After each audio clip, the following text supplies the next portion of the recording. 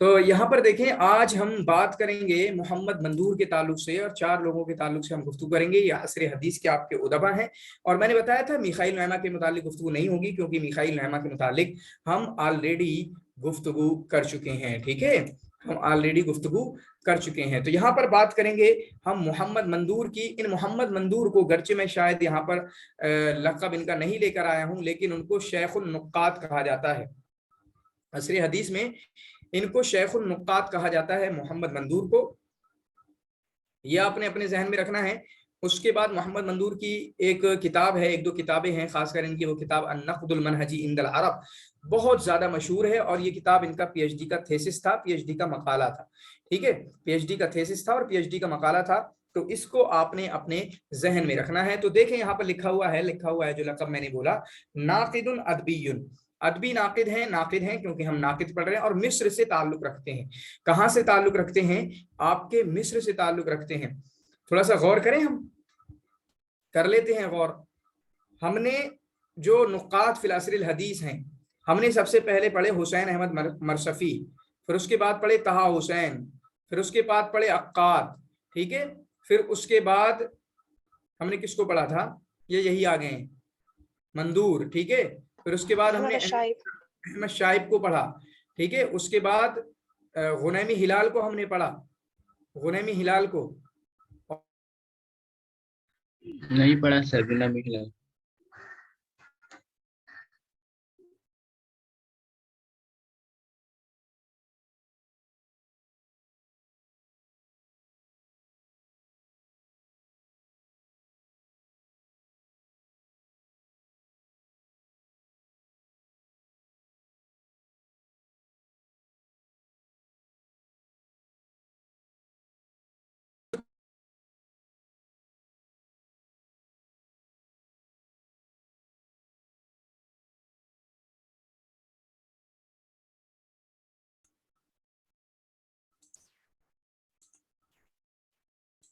पता है ये क्या होता है? किसी की कॉल आ जाती है, उसके बाद नेटवर्क सारा उड़ जाता है। कॉल लगाने वाले भी यही टाइम लगाएंगे कॉल। हर दिन बताता हूँ कि 2 बजे की क्लास है, स्टेटस पे लगा के, ताकि कोई कॉल वगैरह ना करे। तो आवाज आ रही है अभी? जी, आवाज जी आ रहा है। आ रहा है? हाँ? ठीक, शुक्रिया।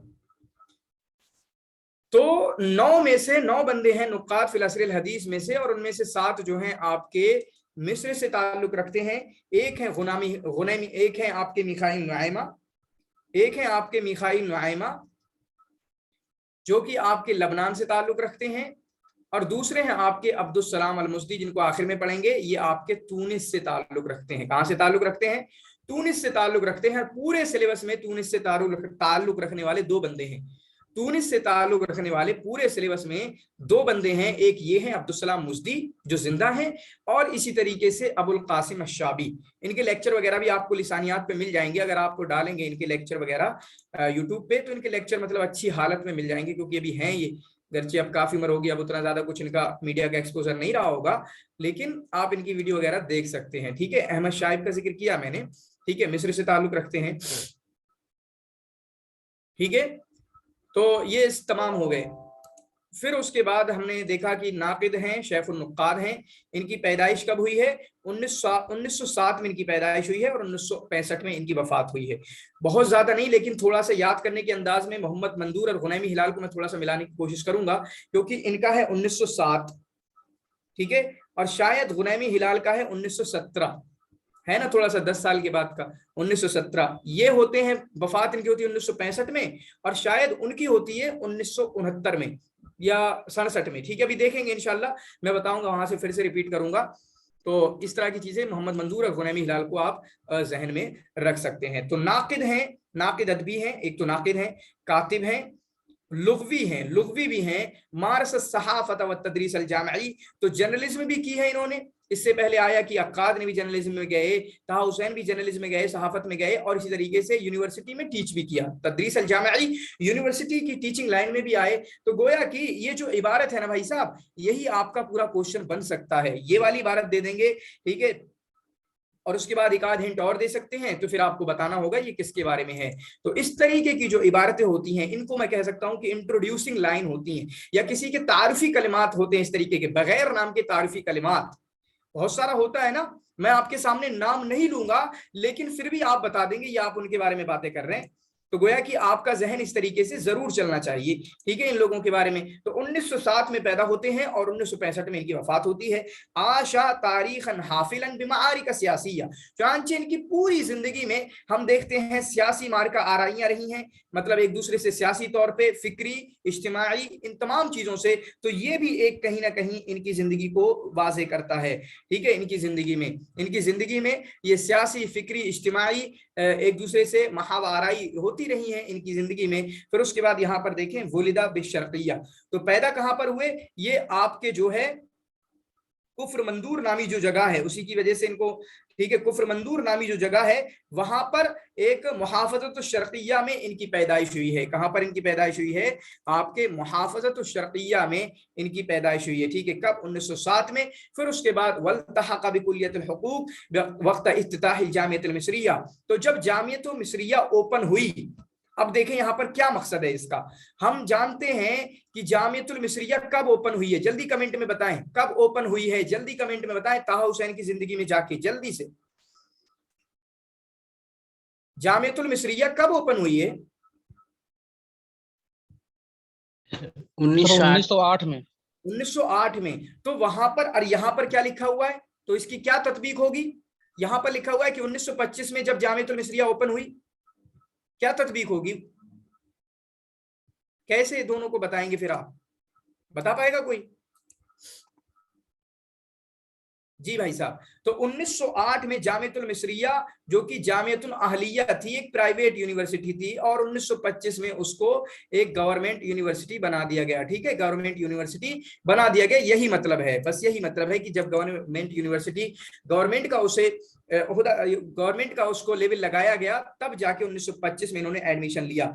तो जामियतुल मिस्रिया में इन्होंने एडमिशन लिया कुल्लियतुल हुकूक में। कभी कभी ऐसे सवाल भी आते हैं कि किस में एडमिशन लिया आपने, पीवाईक्यूज अगर देखे हो, कुल्लियतुल हुकूक में, कुल्लियतुल आदाब में, कुल्लियतुल तिब में, कुल्लियतुल फला में। और मैं भी आपके टेस्ट सीरीज में उस तरीके के क्वेश्चन वगैरह देते रहता हूं, ताकि जो पैटर्न अगर यूज हुआ है पीवाईक्यूज में, वो पैटर्न मैं जरूर यूज करता हूं, ये तो आपको इस बात का अंदाजा हो ही चुका होगा, ठीक है। तो 1925 में ये कुल्लियतुल हुकूक में इन्होंने एडमिशन लिया। उसके बाद सुम्मा दरसा बिकुल्लियतिल आदाब, फिर कुल्लियतुल आदाब में भी गए, जहां पर इन्होंने कुल्लियतुल आदाब में सोशियोलॉजी डिपार्टमेंट में गए, और इसी तरीके से लैंग्वेज डिपार्टमेंट में गए। वह हसल अला लिसानिल आदाब, और वहां पर इन्होंने आदाब में डिग्री हासिल की, ठीक है। आर्ट्स में इन्होंने डिग्री हासिल की, कब, 1929 में। तो गोया कि इन्होंने बैचलर किया आदाब में, कब, 1929 में। फिर दूसरा बैचलर किया कब, 1930 में, जो कि हुकूक में था। तो गोया कि 2 बैचलर हैं इनके पास, एक बैचलर है इनका आदाब में जो कि 1929 में है, और अगला है 1930 में, ठीक है, जो कि आपका हुकूक में है, ठीक है। इस चीज को आपने अपने जहन में रखना है। फिर उसके बाद मंदूर कहाँ पैदा हुए हैं, करियत कुफ्र मंदूर में पैदा हुए। कुछ है कुफ्र शीमा है, कुछ शबरा बखूम अभी पीछे आया। तो इस तरीके की कुछ चीजें अभी इनका गुनैमी हिलाल का भी कुछ अलग सा आएगा। तो जिन जिन लोगों की अलग हैं, फिर उसी तरीके से शौकी ज़ैफ का भी कुछ अलग सा आएगा। उन तमाम लोगों का आपने अपने जहन में रखना है। कहां पर पैदा हुए, कुफ्र मंदूर में पैदा हुए, मनिया अलकमह के करीब मुहाफजत शर्किया में। काना वालिद हु यक़रा, इनके वालिद की एक सिफत बयान कर रहे हैं यहाँ पर। इनके वालिद पढ़ना तो जानते थे, लाकिन्नहु ला यस्तती अन यक्तब, लेकिन लिखना नहीं जानते थे। वकान अल अब मुंतमियन इला तरीक़त नक्शबंदिया, और इनके बाप जो है तरीक़त नक्शबंदिया से उनका ताल्लुक था। अब देखें, अगर फसाना चाहें तो यहां से सवाल बन सकता है कि इनके बाप कौन से तरीके से थे, तरीके नक्शबंदिया थे, या तरीके जो भी जितने कादरिया जिलानिया टाइप करके जो भी आते हैं, जितने भी एक तरीके आते हैं, किससे ताल्लुक रखते थे, ठीक है। अगर ऐसा पूछ लिया जाए तो आप फंस जाएंगे, क्योंकि आपको पता है अहलाम मुस्तगानवी के बाप के ताल्लुक से पूछा था कि अहलाम मुस्तगानवी के बाप जो है किन लोगों ने उनके बाप को कैद किया था। तो बापों के बारे में भी पूछा जाता है, वालिदैन के ताल्लुक से भी कुछ ना कुछ पूछा जाता है। तो इनके बारे में, जैसे कि जुबरान खलील जुबरान के बाप के बारे में बहुत कुछ पूछा जाता है, ठीक है। तो वालिदैन पे भी नजर रखें, कहीं वालिदैन ना निकल जाए हमारे हाथों से, ठीक है। उसके बाद यहाँ पर देखें वाइंदमा बलगा मोहम्मद मंदूर, और मोहम्मद मंदूर की उम्र जब से 5 साल की थी तो उसके बाद मकतब में शेख उतवा, ये नाम याद रखें, शेख उतवा के मकतब में, प्राइमरी स्कूल में, प्राइमरी मकतब में उनका दाखिला करा दिया गया।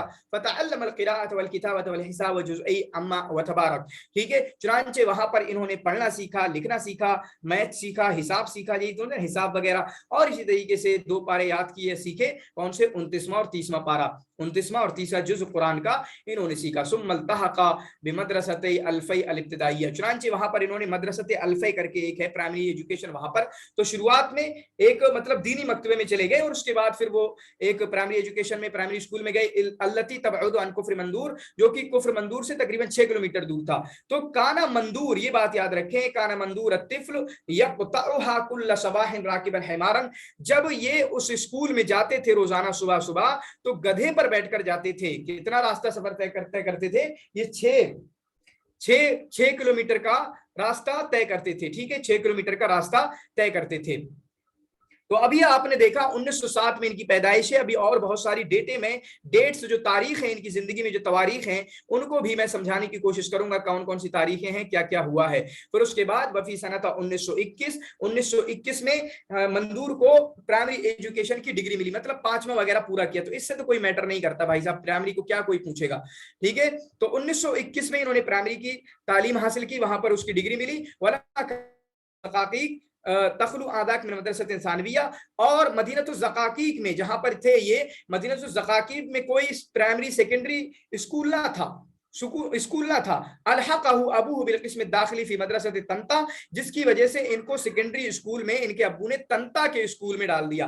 तो ज़काकीक में स्कूल ना होने की वजह से इनके बाप ने इनको तंता भेज दिया और वहां पर सेकेंडरी एडमिशन करा दिया। जैसे हमारे गांव में ना हो तो हम थोड़े दूर के गांव में भेज देते हैं, ऐसा करते नहीं करते भाई साहब, ठीक है। तो ऐसा ही किया इनके साथ। बहुना का ज़हरा तफव्वुक़ दिरासी, और वहां पर पता चला कि भाई तो बड़े पढ़ने में अच्छे हैं, पढ़ने में खूब अच्छे हैं, तफव्वुक़ दिरासी हत्ता हसल अल बकालुरिया, यहाँ तक कि उन्होंने वहां से इंटरमीडिएट किया 1925 में। बकालुरिया इन्होंने इंटरमीडिएट किया 1925 में। अगर ये डेट भी याद करना चाहें कोई दिक्कत की बात नहीं है। देखें 1907 में पैदा होते हैं, 1921 में प्राइमरी की डिग्री हासिल की, और उसके बाद 1925 में इंटरमीडिएट कर लिया इन्होंने। 1925 के बाद इन्होंने एडमिशन लिया, कहां पर लिया, जामिअतुल काहिरा में, और वहां पर फिर उसके बाद 1929 और 1930 दो डेटे आती हैं, 1929 और 1930। 1929 में कुल्लियतुल आदाब में यानी आदाब में इन्होंने बैचलर किया, और 1930 में हुकूक में जो है इन्होंने बैचलर किया है। ये तारीखें वगैरह आप अच्छे से याद कर सकते हैं, ठीक है। इफ्तिताहुल जामिअतुल मिस्रिया, और जो 19 की 25 की बात चल रही है, 1925 की बात चल रही है, इसी साल तो जामिअतुल मिस्रिया एक गवर्नमेंट के तौर पे कबूल हुई थी, जहां पर इन्होंने हसल फी है, और इसी साल इन्होंने जो है आपका इंटरमीडिएट की डिग्री हासिल की, और उसी साल फल्तहक़ बिकुल्लियतुल हुकूक आमिलन अन यसीर वकीलन लिल नियाबा, और वहां पर कुल्लियतुल हुकूक में इन्होंने एडमिशन लिया। और जब डिग्री वगैरह मिली तो इनको कुछ इरादा था कि वहां पर इनको जिम्मेदार बना दिया जाएगा, वकीलन लिल नियाबा, कोई जिम्मेदार वगैरह इनको बना दिया जाएगा, बड़े ओहदे पर वहां पर रख दिया जाएगा। गैर अन्ना दुक्तूर तहा हुसैन नसहु बिल इंतकाल, और ये बात पता है कब की चल रही है, मतलब जब इन्होंने टीचिंग स्टार्ट की वहां पर, ये तब की बात चल रही है जब इन्होंने टीचिंग स्टार्ट करना चाहिए। मतलब जब ये थोड़ा सा बीच में काफी कुछ अभी आएगा, जब इन्होंने पढ़ाई मुकम्मल की, फिर उसके बाद शायद अब ये पेरिस भी जाएंगे, फ्रांसा भी जाएंगे। जब वापस लौट कर आए तो इनकी उम्मीद थी कि मुझे यहाँ पर मैं पढ़ाऊंगा, मुझे इसका जिम्मेदार बनाया जाएगा, अभी डिटेल आएगी। लेकिन तहा हुसैन ने कहा नहीं, तुम इधर नहीं, कुल्लियतुल हुकूक में नहीं, थोड़ा सा और कहीं कुल्लियतुल आदाब में चले जाओ, ठीक है। कुल्लियतुल हुकूक में नहीं, कुल्लियतुल आदाब में चले जाओ। ये डेटे अच्छे से याद करते रहना। फिर 1929 में इन्होंने आदाब में बैचलर किया, और 1930 में जो है, ठीक है, 1930 में जो है इन्होंने हुकूक में बैचलर किया। तो 1929 में जब आदाब में बैचलर की डिग्री इन्होंने हासिल की, 1925 से जुड़े थे 1929 तक, तो कितने साल में, 4 साल में डिग्री मिल गई। इसी बात को इन्होंने बताया। उस डिग्री की मुद्दत कितनी थी, अल्लती कानत मुद्दतुद दिरासा फीहा 4 सनवात, चुनांचे आदाब में और जामिअतुल मिस्रिया में, कुल्लियतुल आदाब में जो इन्होंने मुद्दत गुजारी है वो कितने साल की गुजारी है, 4 साल की गुजारी है। वबकियत लहू सनतन वाहिदा सनतन खामिसा, और 5वीं साल और वहां पर रहे। तो गोया की अगर बात की जाए तो जामिअतुल मिस्रिया में कितने साल रहे भाई साहब, अगर बात की जाए तो जामिअतुल मिस्रिया में ये टोटल कितने साल रहे, ठीक है, 5 साल। तो टोटल 5 साल रहे। 4 साल में कुल्लियतुल आदाब से बैचलर की डिग्री, और 1 साल में ये असल में 1 साल में नहीं है, होता है, हो सकता है कि मतलब उन्होंने 1 साल बाद कुलियतुल हुकूक को शुरू किया हो, या हो सकता है कुलियतुल हुकूक 5 साल का हो, ऐसा समझिएगा। ये नहीं, ये मत समझिएगा कि 1 साल में इन्होंने कुलियतुल हुकूक लिया, गोया कि वो डबल कर रहे थे एक टाइम पे, ठीक है, एक टाइम पे डबल कर रहे थे, ये बात समझिएगा। ये मत समझिएगा कि 1 साल में कुलियतुल हुकूक की बैचलर की डिग्री ले ली। वो असना ज़ालिका वक़ा इख्तियारुल जामिआ, और उसी मौके पर इनको चुन लिया गया कि भाई साहब एक दस्ता जा रहा है पढ़ने लोगों का, इला जामियतुस सुरबून, जामियतुस सुरबून में, तो आप भी चले जाओ। तो कौन चले जाओ? तो आप भी चले जाओ। जैसे जामियतुल मिस्रिया से ही ताहा हुसैन गए थे, इनको भी जाना पड़ेगा। वलिहुस्न हद्दिही क़र्ररतुल कुल्लिया अन तस्तब्क़िल मुब्तइसिन सनद लिदरासतिल लुग़ल फ़रंसिया। लेकिन इनकी खुशकिस्मती देखें कि जिन लोगों को फ्रांस भेजना था, सुरबून, जामियतुल सुरबून कहां पर है? फ्रांस में है। मैंने सवाल बनाया है टेस्ट सीरीज में, तो जामियतुल सुरबून फ्रांस में है। तो हुआ क्या, क्या करार पाया कि जो लोग जो है आपका फ्रांस पढ़ने जा रहे हैं वो 1 साल रुके यहां पर, और यहां पर जो है जो लोग जा रहे हैं लिदिरासतिल लुग़ल फ़रंसिया, आप लोग फ्रेंच लैंग्वेज सीखेंगे। क्या सीखेंगे? फ्रेंच लैंग्वेज सीखेंगे। और इसी साल के अंदर इन्होंने अपनी जो हुकूक की तालीम थी वो मुकम्मल कर ली। तो 29 में जाना था, गोया कि कब जाना था? 29 में जाना था। वह हसल अला लिसानिल हुकूक, और उन्होंने हुकूक की डिग्री हासिल की 1930 में। ये लेक्चर होने के बाद मैं कुछ सवाल जवाब आपसे करूंगा, थोड़ा सा रिवीजन टाइप कह लें या कुछ भी कह लें, तो उसके लिए तैयार रहिएगा। ये लेक्चर नहीं बल्कि ये इनकी जिंदगी खत्म होने के बाद, ये जो भाई साहब मंदूर है ना, इनकी जिंदगी खत्म होने के बाद मेरे पास कुछ सवाल हैं, तमाम लोग तैयार रहिएगा उसके लिए, उन सवालों का जवाब देने के लिए, ठीक है। तो गोया कि 1930 में हो गया। सारी डेटा में याद है, 1929 में जाना था लेकिन 1 साल इनको रुकना पड़ा, ठीक है। कानल हदफ मिन बाअसते मंदूर फी बारिस, तो जो इनको पेरिस भेजा जा रहा था, फ्रांस भेजा जा रहा था, अल हुसूल अला लिसांस मिन सुरबून, ताकि वहां से, मकसद क्या था, ताकि वहां से भी बैचलर की डिग्री हासिल करें। ये आदाब में मुख्तलिफ यूनानी पुरानी जुबानों में, लातीनी फ्रांसी जुबानों में और अदब मुकारिन में, ठीक है। तो मतलब ये कुछ वहां पर किया इन्होंने, वहां पर लिसांस की डिग्री हासिल की, आदाब में की, लुगात यूनानिया में की, लातीनी जुबान में लैटिन लैंग्वेज है, फ्रेंच लैंग्वेज है, और अदब मुकारिन में, मा हुदूर मुहादरात अल मुस्तशरिकीन व तहदीर दुक्तूरा फिल अदब अल अरबी मा अहदिहिम। चुनांचे वहां पर बहुत सारे मुस्तशरिकीन के लेक्चर वगैरह में शरीक हुए, और वहां पर इन्होंने अपना दुक्तूरा भी प्रिपेयर किया था, यानी अपने जो थेसिस था, जो मकाला था पीएचडी का, वो भी उन्होंने प्रिपेयर किया था। वक़द नफद मंदूर अल जुज़ अल अव्वल फी 9 सनवात मिन 1930 इला 1929। चुनांचे इन्होंने जो पेरिस गए वहां पर कितने साल रहे भाई साहब? वहां पर आपके 9 साल रहे। 1930 में गए और 1939 में वापस आ गए। तो सारी डेटे याद करना, 17 के बाद 21 के बाद 25, 25, 29, 30, 30, 39, इस तरीके से ये डेट्स वगैरह याद करते रहना है। और शायद अभी जो 9 साल में कुछ हुआ है अंदर, उसको भी शायद ये जिक्र करने की कोशिश करेंगे कि वहां पर क्या हुआ। तो टोटल कितना हुआ? टोटल 9 साल का हुआ। टोटल कितना रहे वहां पर? 9 साल रहे। तौफीक अल हकीम भी रहेंगे, और बहुत सारे लोग आपके फ्रांस वगैरह गए हैं, सारे लोग गए हैं। आपके ताहा हुसैन भी गए, वो कितने साल रहे? वो 3 साल रहे, वो 4 साल रहे तकरीबन, ठीक है। वो 14 में गए थे और 18 में वापस आ गए। तो इस तरीके से लोगों की जिंदगियों को घुमाएं, कौन कौन फ्रांस गया है और या कहीं भी गया है, वो वहां पर कितना साल रहा। लाकिन्नहु लम युक़द्दिम दक्तूरा, तो यहां पर क्या आया था कि वहीं पेरिस के अंदर ये प्रिपेयर कर रहे थे अपना दुक्तूरा, लेकिन ये अपना थेसिस को जमा नहीं कर पाए, क्योंकि सियासी हालात जो हो गए थे पेरिस के, यूरोप के अंदर क्या सियासी हालात हो गए थे, जंगे अजीम छिड़ गई थी, ठीक है। बैचलर इनामुल हक बैचलर, ठीक है, बैचलर। तो जंगे अजीम छिड़ चुकी थी, दूसरी आलमी जंग छिड़ चुकी थी, जिसकी वजह से ये अपना पीएचडी को मुकम्मल नहीं कर पाए। फफद्दल मंदूर अल औदत इला मिस्र, फिर उसके बाद मंदूर जो है मिस्र वापस आ गए। दूना अन यक्तुब रिसालत दुक्तूरा, पीएचडी का रिसाला लिखने के बगैर ही, व इन कान क़द हसल मिन अस्सुरबून बिल इदाफते, हालांकि वहां पर इन्होंने गर्चे पीएचडी की डिग्री ना मिली, लेकिन इनको लिसांस के साथ साथ बहुत सारी चीजों में बैचलर के साथ साथ, जो कि आदाब में बैचलर, लुगात यूनानिया में बैचलर, लैटिन में, फ्रेंच में बैचलर, उसके साथ साथ डिप्लोमा, कानून में डिप्लोमा, इक्तिसाद सियासी में, तशरीह अल माली में डिप्लोमा, मतलब बहुत कुछ वहां से 9 साल के अंदर बहुत सारी डिग्रियां इकट्ठी करके ले आए, ठीक है। फिर उसके बाद हमने क्या पढ़ा? 1939 में वापस आ गया। बड़ी सिंपल जिंदगी दिख रही है, कोई पेचीदगी की बात नहीं है, सिंपल। 21 में हमने देखा इब्तिदाई तालीम, 25 में इन्होंने इंटरमीडिएट कर लिया, 29 में आदाब में इन्होंने 2 बैचलर किए, चूंकि 29 में किया, फिर उसके बाद 30 में, 29 में जाना था लेकिन 1 साल रुकना पड़ा, और उसके बाद 30 में ये फ्रांस गए, 30 के बाद 29 में रहे, ठीक है, 39 तक रहे, और 9 साल आपके फ्रांस में रहे, फ्रांस में ये किया पीएचडी, वहां पर मकाला तैयार कर रहे थे, लेकिन सियासी हालात की वजह से अपना मकाला तैयार ना कर सके, जिसकी वजह से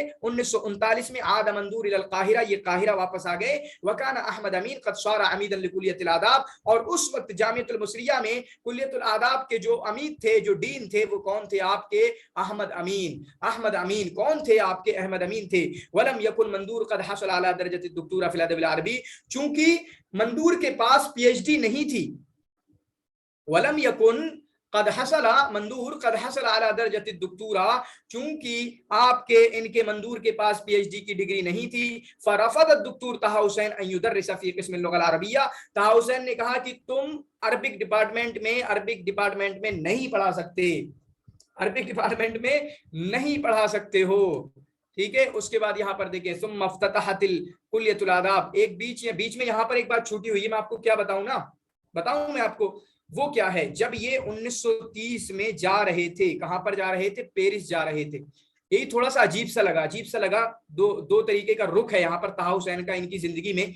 वो क्या है? पहला नंबर ये देखें, 1930 में जब ये जा रहे थे तो इनका जब कोई फॉरेन जाता है तो मेडिकल चेकअप होता है, जी बिल्कुल होता है। तो जब मेडिकल चेकअप हुआ इनका, तो इनके मेडिकल चेकअप में कुछ प्रॉब्लम आई। क्या आई? कुछ प्रॉब्लम आई, ठीक है। और उसके बाद करीब था कि इनको मना कर दिया जाएगा कि ये मंदूर आप नहीं जा सकते हो, लेकिन तहा हुसैन ने अपने सोर्स की बुनियाद पर इनको भिजवाया। तहा हुसैन ने अपने सोर्स की बुनियाद पर उनको भिजवाया। तो आप यहां पर देखें, अगर पढ़ने की बात आई तो इनको तहा हुसैन ने पढ़ने भिजवाया गोया की, लेकिन जब वापस आए तो यहां से कहा तुम नहीं पढ़ा सकते। तो गोया कि हम कह सकते हैं थोड़े उसूल के पाबंद हैं, बगैर पीएचडी के कोई क्यों पढ़ाएगा, उसूल के पाबंद हैं। लेकिन मैं कहना क्या चाह रहा था कि मंदूर की जिंदगी में तहा हुसैन के 2 पहलू नजर आएंगे, एक तो उनकी मदद की और एक का ठीक है रफादत तब्तूर तहा हुसैन युदर्रिस फी क़िस्म लुग़ा अरबिया, कहा अरबिक डिपार्टमेंट में तुम्हें पढ़ाने नहीं मिलेगा, तुम्हारे पास पीएचडी नहीं है। फिर उसके बाद सुम्मा इफ्ततहत कुल्लियतुल आदाब अल महद अल आली लिस्सहाफा, फिर उसके बाद कुल्लियतुल आदाब ने एक इंस्टीट्यूट खोला सहाफत के लिए, फकामा मंदूर, तो कुलियतुल आदाम में ही एक इंस्टीट्यूट, एक थोड़ा सा शोबा खोला गया, डिपार्टमेंट कह सकता हूं, सहाफत के लिए। फकामा मंदूर फी बितदरीस तर्जुमा, तो वहां पर इन्होंने ट्रांसलेशन सिखाया लोगों को फ्रांसिया से, वल्लुगतुल फ्रांसिया व आदाबिहा, इसी तरीके से लोगों को एक तो ट्रांसलेशन सिखाया और इसी तरीके से फ्रेंच लैंग्वेज सिखाई हुआ। इंदमा उनशियतुल जामिअतुल इस्कंदरिया, अब देखें तो जामिअतुल मिस्रिया में तो काम नहीं बन सका, जामिअतुल मिस्रिया में इनका काम नहीं बन सका। फिर उसके बाद 1942 में जब जामिअतुल इस्कंदरिया का क़याम अमल में आया, जिसके वाइस चांसलर मैं कह सकता हूं, मुदीर कौन थे? तहा हुसैन, ठीक है। 1942 में कर्ररा मुदीरुहा दुक्तूर तहा हुसैन, तो तहा हुसैन ने कहा ठीक है, तायीन मंदूर व ज़ुमलाए आइदीन में फ्रांसा, फ्रांस मंदूर और इसी तरीके से इनके साथ और इनके दूसरे साथी जो फ्रांस से पढ़कर आए थे, कहा कि तुम बगैर दुक्तूरा के इस नई यूनिवर्सिटी में पढ़ा सकते हो। तो समझ में आ रहा है क्यों यहां पर पढ़ाने दिया तहा हुसैन ने? जामिअतुल मिस्रिया में तहा हुसैन ने पढ़ाने नहीं दिया क्योंकि पीएचडी नहीं थी, वो बड़े लेवल की यूनिवर्सिटी है। लेकिन यहाँ पर जामिअतुल इस्कंदरिया जो यही नई यूनिवर्सिटी खुली है, इस छोटी यूनिवर्सिटी में तहा हुसैन ने कहा पढ़ाओ तुम, ठीक है, और भी तुम्हारे साथ जो लोग आए सब पढ़ाएं। वलम यही असफहसल अल दुक्तूरा, तो अभी ये नामुईद नहीं हुए थे, यहाँ तक कि इन्होंने दुक्तूरा का डिग्री हासिल की। कहाँ से? जामिअतुल फुआद अल अव्वल से, जिसको जामिअतुल काहिरा बोलते हैं, क्योंकि अहमद अमीन ने इनको हौसला दिलाया। तो एक तरफ तहा हुसैन ने मना कर दिया, लेकिन हो सकता है वहां पर अहमद अमीन उनको कहते हो ठीक है आप पीएचडी यहाँ से मुकम्मल कर लो, यहाँ से मुकम्मल कर लो पीएचडी ना, पीएचडी कर लोगे तो कोई दिक्कत नहीं होगी। हमें भी तो समझाते हैं ना बहुत सारे आजकल लोगों के, पता नहीं कैसा कुछ आ रहा है कि पीएचडी जरूरी है, तो लोग परेशान हो जाते हैं, नेट निकालना जरूरी है जो ऑलरेडी पढ़ा रहे हैं, ठीक है। तो उस तरीके की कोई चीज, तो अहमद अमीन ने कहा कि कर लो पीएचडी कर लोगे तो कोई दिक्कत नहीं होगी, कोई फिर ताना नहीं देगा आपको। तो अहमद अमीन ने इनको हौसला दिया, उसके बाद इन्होंने पीएचडी की, और पीएचडी करने के बाद जो मुशरिफ थे मंदूर के मकाले के, मंदूर के पीएचडी पे, वो कौन थे? मुशरिफ अहमद अमीन थे, जिनका मौजू क्या था? तैयारातुन नक़्दिल अरबी। इनके मकाले का मौजू क्या था?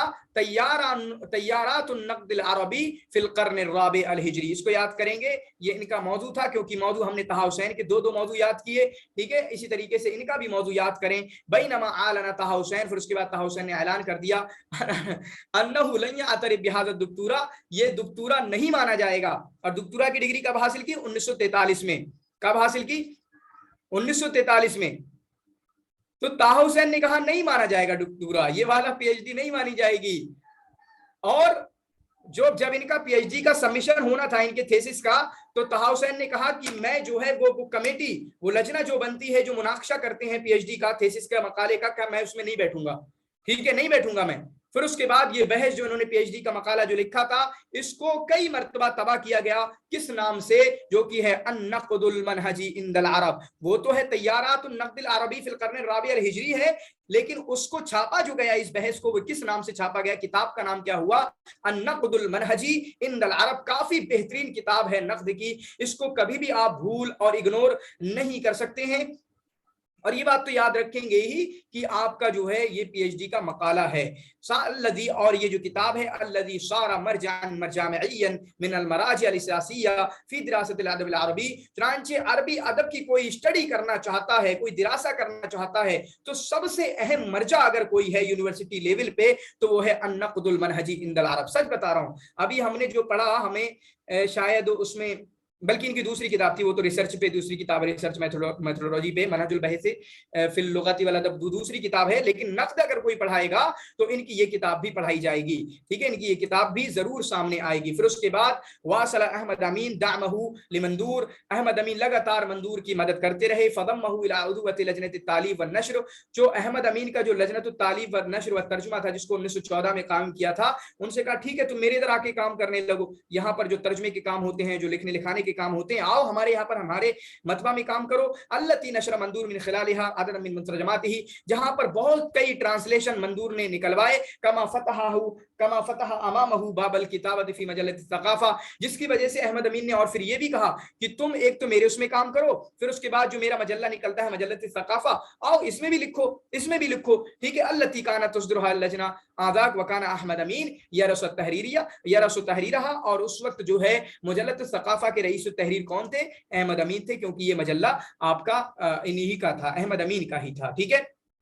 फिर उसके बाद 1943 में इन्होंने पीएचडी की डिग्री हासिल की। कहां से? जामिअतुल काहिरा से। और वमिन थम्मा तक़द्दम इला तक्तु ताहा हुसैन मुदीर जामिअत बितलबी तरक़ीत हिला बदी मुदरब दरजत राबिया गैर अन्ना ताहा हुसैन तलबा व सरल रफ। तो फिर उसके बाद जब इन्होंने पीएचडी की डिग्री हासिल की, फिर उसके बाद ताहा हुसैन के पास गए, तो ताहा हुसैन ने कहा कि मैं अभी सी लेवल का या डी लेवल का टीचर हूं, मुझे ए लेवल का टीचर बना दीजिए, ठीक है। वजीफत मुदर्रिस अलिफ, अभी मैं सी या डी लेवल का टीचर हूं, मुझे ए लेवल का टीचर बना दीजिए। ताहा हुसैन ने कहा नहीं, पीएचडी कबूल नहीं है, पीएचडी कबूल नहीं है। फकद्दम मंदूर इस्तिकालतहु मिनल जामिया सना 1944। फिर उसके बाद 1944 में इन्होंने अपना रिजाइन कर दिया। वकाना कद क़ज़ा बि जामिअतुल इस्कंदरिया अक़ल्ल मिन आमैन। और वहां पर 2 साल से कुछ कम गुजारे। देखें, ये 1942 में जुड़े थे, 44 में छोड़ दिया, तो गोया कि 2 साल से कुछ कम ही वहां पर गुजारे थे। तो ताहा हुसैन का एटीट्यूड देखें इनके ताल्लुक से। पेरिस पढ़ने की बात आई तो भेजा इन्हें, ठीक है। फिर जामिअतुल मिस्रिया में पढ़ाने नहीं दिया। फिर उसके बाद उनकी पीएचडी को कबूल नहीं किया। फिर उसके बाद 1941 में इन्होंने शादी की। किससे? मंदूर ने शायरा मलिक अब्दुल अजीज, ठीक है, उनसे शादी की।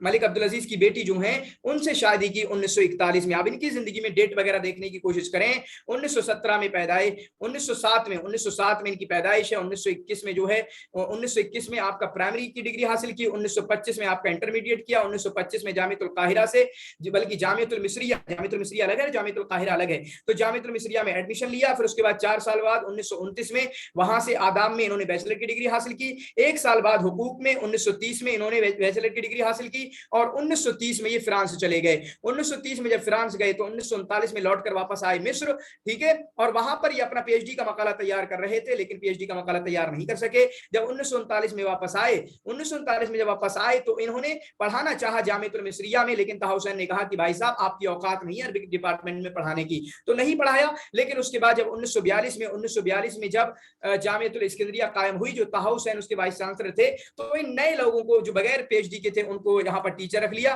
चुनांचे वहां पर जो है, अब वहां पर टीचर भी थे लेकिन छोटे लेवल पे थे, ठीक है। तो 1942 में उन्होंने तकरीबन 2 साल पढ़ाया और 1944 में उसको रिजाइन कर दिया। 1941 में इन्होंने शादी की और 1943 में बीच में इन्होंने पीएचडी की डिग्री हासिल की। जब 1943 में पीएचडी की डिग्री हासिल की तो इनको लगा ठीक है भाई साहब, अब मेरा लेवल तो बढ़ जाएगा, टीचर के मकाम होते हैं ना, एक लेक्चरर होता है, फिर उसके बाद आपका असिस्टेंट होता है, एसोसिएट होता है, फिर प्रोफेसर होते हैं। तो कहा कि अभी मैं डी लेवल का टीचर हूं, मुझे थोड़ा ऊपर लेवल पे ले जाएं। तो ताउसा ने कहा पीएचडी की कोई मान्यता नहीं, छोड़ो।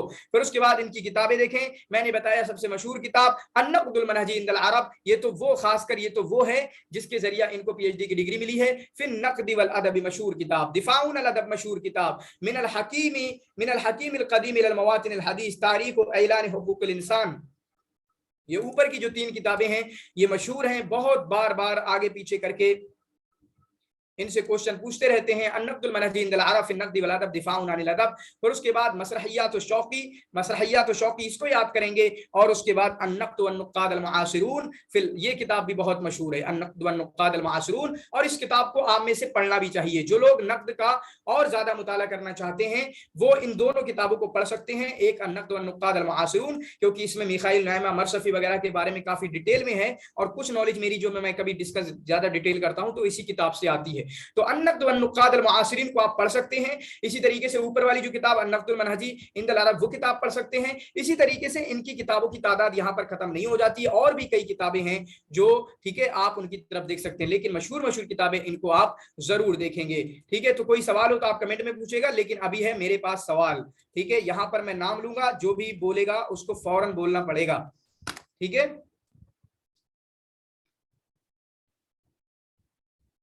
मेरा सवाल है शैमा से। आप अपना माइक ओपन करें और बोलें हाँ रेडी हैं। जी सर। जी, तो अहमद शाइब की जो 4 किताबें हैं कल, उनको डेट के साथ जल्दी से बता दीजिए, बहुत जल्दी। अहमद शाइब जी, एक तो है उसलूब, अल उसलूब 1939, और एक है उसूल अल अदबी 1940, और एक है तारीख शेर सियासी 1945, और एक है तारीख नकाइज 1946। सामने तो नहीं था कुछ? ये वाला कल मैंने याद किया था सर। हाँ माशाल्लाह, असल में था ही ना, ऐसा ही था ना कि मैं कह रहा था कि याद होने का, इसको दोबारा देखने की जरूरत नहीं पड़ेगी।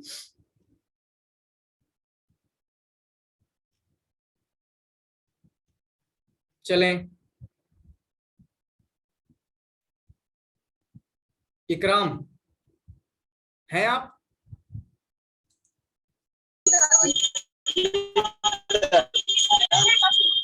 इकराम हैं आप साथ में? चलें, आप बंद कर दें, बहुत आवाज आ रही है, आप बंद कर दें। ठीक है, मैं आगे बढ़ता हूँ। ठीक है, चले अब हम पढ़ेंगे गुनैमी हिलाल के बारे में। किसके बारे में पढ़ेंगे? गुनैमी हिलाल के बारे में। तो जिंदगी में तो ऐसा कुछ खास बहुत कुछ नहीं है, बल्कि खास क्या है, नक़्द के बंदे हैं और अदब मुकारिन जो है, अदब मुकारिन मतलब कंपैरेटिव लिटरेचर जो है उसके मुतालिक इन्होंने स्टडी की है। ये एक खास बात है इनकी जिंदगी में ऐसे तौर पे। और इनकी जो किताबें हैं 4-5 किताबें, 3 से 4 किताबें, वो काफी मशहूर हैं। वो मैच द कॉलम में इसी तरीके से एग्जाम वगैरह में खूब आती हैं, वो देखेंगे। तो यहाँ पर देखिए, मोहम्मद गुनैमी हिलाल पूरा नाम है। हमारी जुबान पे क्या चला हुआ है, गुनैमी हिलाल, लेकिन इनकी जिंदगी में क्या है, मोहम्मद गुनैमी हिलाल 1917 में पैदा हुए। इसी की बात मैंने की थी। 1907 में किसका है, मंदूर का, और 10 साल बाद 1917 में है गुनैमी हिलाल का। तो जिनका पहला है तो उनकी पहले वफात भी हुई है 1965 में, और 1907 वाले की वफात हुई है 1968 में। ठीक है, बाद वाले की वफात हुई है 1968 में। तो ये थोड़ा सा एक इंटरेस्टिंग बन जाता है। और दोनों को मैं असल में क्या करता था, मैं पेयर बहुत बनाता हूँ। पेयर बना के मैंने वीडियोस भी बनाई, आपको पता है, पेयर बना के वीडियोस। जब पेयर बनाते हैं, जैसे मंदूर और गुनैमी हिलाल को मिला लिया, तो इनकी कुछ सिमिलरिटीज है, जैसे 17 में पैदा हुए, वो 7 में पैदा हुए, वो 65 में पैदा हुए, वो 68 में वफात हुई, ऐसा कुछ करके। तो जो सिमिलरिटीज होती हैं वो अच्छे से याद करने में हो जाती है, मजा आ जाता है फिर। तो नाकिद अदीब, तो नाकिद है, अदीब है, और मिस्र से ताल्लुक रखते हैं। कहां पर पैदा हुए, सलामंत में पैदा हुए। इससे पहले मंदूर का आया, कुफ्र मंदूर में पैदा हुए। इससे पहले आपका शाइब का आया, वो आपका शबना बखूम में पैदा हुए। इससे पहले अक्काद का आया, वो असवान में पैदा हुए। ताहा हुसैन का आया, वो आपका मगागो करके, जो कीलू मगागा करके जो है, वहां पर उनकी वफात हुई, उनकी पैदाइश हुई। तो इस तरीके से जो पैदाइश वगैरह की जो जगह हैं उनको आपने अच्छे से याद करना है। ठीक है, तलक्का उलूमहु, तो कौन सी जगह है, मुहाफ़िज़त शर्क़िया ही है। कहां पर है? मुहाफिज़त तो शर्किया ही है लेकिन सलामत में, लेकिन जगह क्या है? सलामत है। मंदूर भी आपके मुहाफिज़त शर्किया से थे, लेकिन इनके अंदर की जो स्टेट एक ही है लेकिन अलग अलग जगहों पे है। तलक्का उलूमहु, चुनांचे अपना इल्म हासिल किया इन्होंने सेकेंडरी तक, कहां पर? अजहर शरीफ में। तो अजहर में यूनिवर्सिटी, अजहर यूनिवर्सिटी में इन्होंने इल्म हासिल किया। फिर उसके बाद दारुल उलूम गए, वह तखर्रज, और दारुल उलूम में तखर्रज मिन क़िस्म आदाब अल अरबिया, अरबिक डिपार्टमेंट से यहाँ पर इनको फरागत मिली। फिर उसके बाद हसल अला दुक्तूरा अद-दौला, चुनांचे इन्होंने जो पीएचडी की डिग्री हासिल की है वो किसमें हासिल की? नंबर 1 ये याद करें, किसमें हासिल की? अदब मुकारन में। अभी आएगा में भी इनका डिटेल आएगी कब इन्होंने कौन सी डिग्री हासिल की है, और नीचे वाली।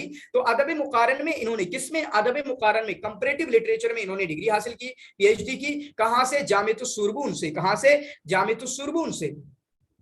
जामिअतुस सुरबून ये वही है जहां से 1917 में, शायद 17 में 18 में आपका जो है तहा हुसैन ने आपकी डिग्री हासिल की पीएचडी की, और 1952 में कब डिग्री हासिल की इन्होंने पीएचडी की? 1952 में। तो ये भी आपके पीएचडी वाले हैं। फिर उसके बाद अभी ये जो गुजरे तहा हुसैन वो भी पीएचडी वाले हैं, मोहम्मद मंदूर भी पीएचडी वाले हैं, शौकी ज़ैफ आएंगे वो भी पीएचडी वाले हैं। तो इन पीएचडी वाले भाई साहबों को, ये 4 हो गए तकरीबन मुझे लगता है, ठीक है, शौकी ज़ैफ, गुनैमी हिलाल, मंदूर, तहा हुसैन, इनकी डेट क्या है, पीएचडी की टॉपिक क्या है, और शायद वो आखिर वाले जो अहमद अब्दुल सलाम अल मुज़दी है ना, वो भी पीएचडी वाले हैं। तो ये 5 लोग पीएचडी वाले हो गए, 9 में से 5 लोग पीएचडी वाले हो गए। इसको आपने अपने जहन में रखना है, ठीक है। उसके बाद 1952 में वह उस्तादुल अदब व नक़दी, चुनांचे ये अदब और नक़द के उस्ताद हैं। जो चीज पढ़ के आए हैं वही तो पढ़ाएंगे। फी दारुल उलूम, कहां पर पढ़ाया? दारुल उलूम में। तो पढ़े कहां पर? अजहर में पढ़े, ठीक है। फिर उसके बाद दारुल उलूम में गए और वहां से इन्होंने आदाब में तालीम हासिल की, और पेरिस से फ्रांस से जामिअतुस सुरबून से इन्होंने पीएचडी की डिग्री हासिल की।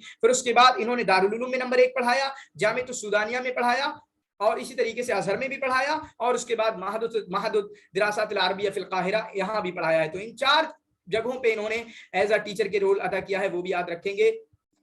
फिर उसके बाद मोहम्मद गुनैमी हिलाल ने जो अजहर से, जो अजहर आए ना, अजहर में पढ़े, तो अजहर से जो सानविया की डिग्री हासिल की, सेकेंडरी की, या हम कह सकते हैं इंटरमीडिएट की जो डिग्री हासिल की, वो कब की? 1937 में। कब की? 1937 में। फिर उसके बाद जो है इन्होंने काम बितदरीस अल अदब अल मुकारिन फी कुल्लियतिल लुग़ा अल अरबिया फी जामिअत अल अज़हर, चुनांचे 1964 में जो है इन्होंने पढ़ाया है जामिअत अल अज़हर में।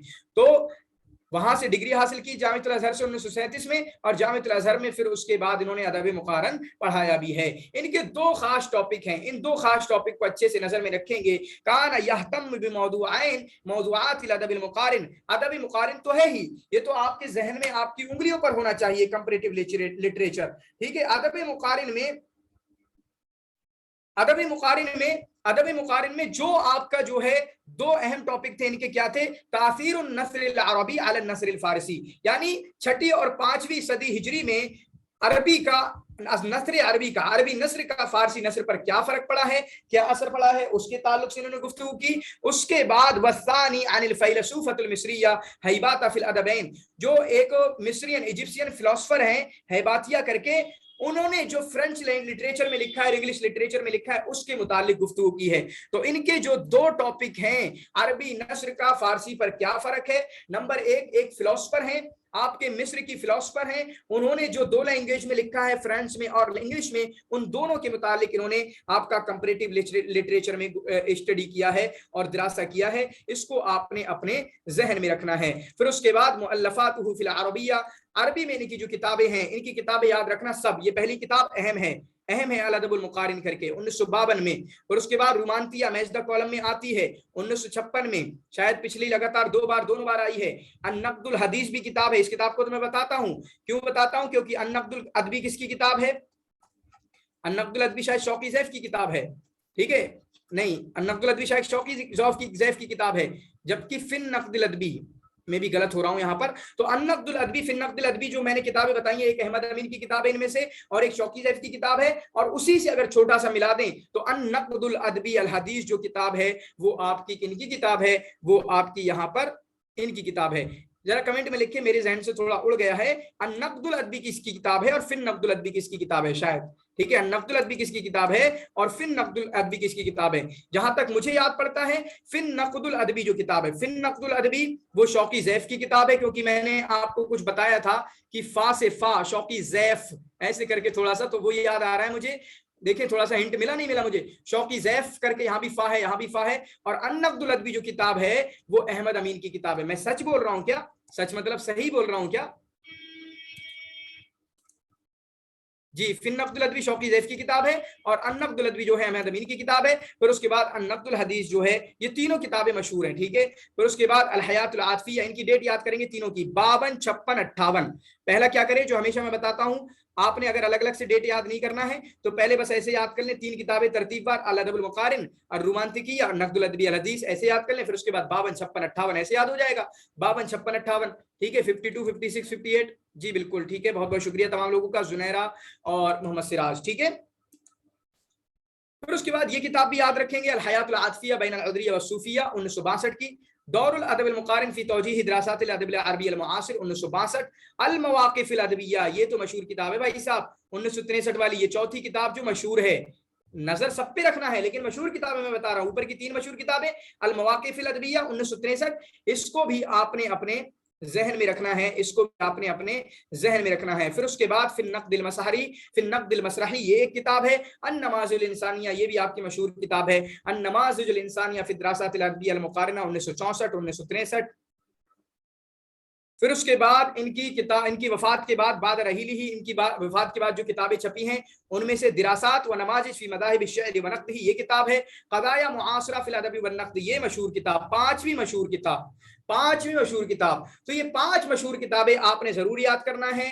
अल अदबुल मुक़ारिन, उसके बाद अर-रुमांतिकिया, फिर उसके बाद जो आपकी अन-नक़्दुल अदबी अल हदीस जो किताब आई, फिर उसके बाद क़ज़ाया मुआसिरा फ़िल अदबी व नक़्द किताब, ये पांचवी किताब, और अल मवाक़िफ़ अल अदबिया, ये पांच किताबें आपको हर कीमत पे याद होना चाहिए। उसके बाद भी शायद पांच और एक्स्ट्रा किताबें हैं, उन पे भी आपकी नजर, लेकिन पांच किताबें अगर आप भूल गए तो गोया कि आपका पढ़ने का कोई फायदा नहीं है। ये पांच किताबें हर कीमत पे आपको याद होना चाहिए। नंबर 1 अल अदबुल मुक़ारिन रुमांतिकिया, उसके बाद जो है अन-नक़्दुल अदबी अल हदीस, ये तीन किताबों की डेट क्या है, 52, 56, 58। उसके बाद जो है आपकी 1963 में अल मवाक़िफ़ुल अदबिया, और यहाँ पर जो किताब है अल क़ज़ाया मुआसिरा फ़िल अदबी व नक़्द, ये किताब जो इनकी वफात के बाद छपी है।